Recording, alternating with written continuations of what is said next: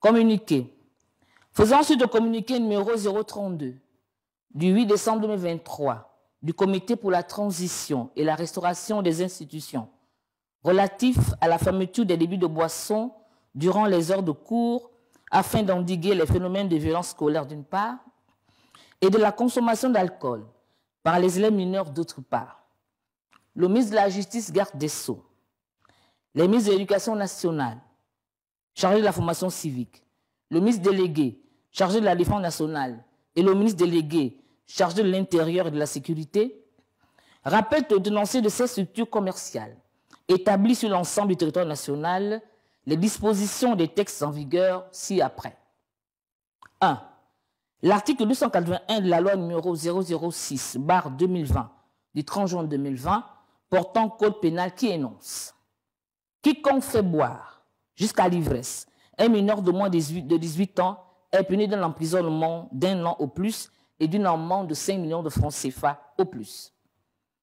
Quiconque incite un mineur à la consommation de boissons alcoolisées ou produits stupéfiants est puni de 3 ans d'emprisonnement au plus et de 5 millions de francs CFA d'amende au plus. 2.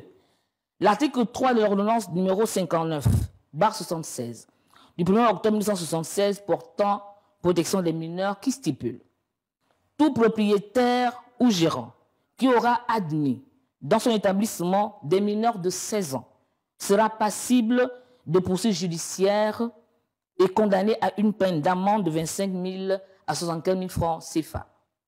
3. Les articles 20 et 21 du décret numéro 0408/PR/MISPID du 26 septembre 2012 fixant les conditions d'ouverture et d'exploitation des débits de boissons qui disposent. Article 20. Tout exploitant de débits de boissons ne peut ni vendre ni offrir gratuitement de boissons alcoolisées aux mineurs. Article 21-4. Les débits de boissons objets de licence administrative de catégorie 3 et 4 ne peuvent, sauf délégation expresse du ministre chargé de l'administration du territoire, accordée sur demande de l'établissement concerné, être établis à moins de 200 mètres des établissements d'enseignement public ou privé. Les forces de défense et de sécurité, ainsi que les responsables des établissements scolaires, sont chargés de veiller à la stricte application des présentes dispositions. Fait à Libreville, le 4 janvier 2024. Je vous remercie.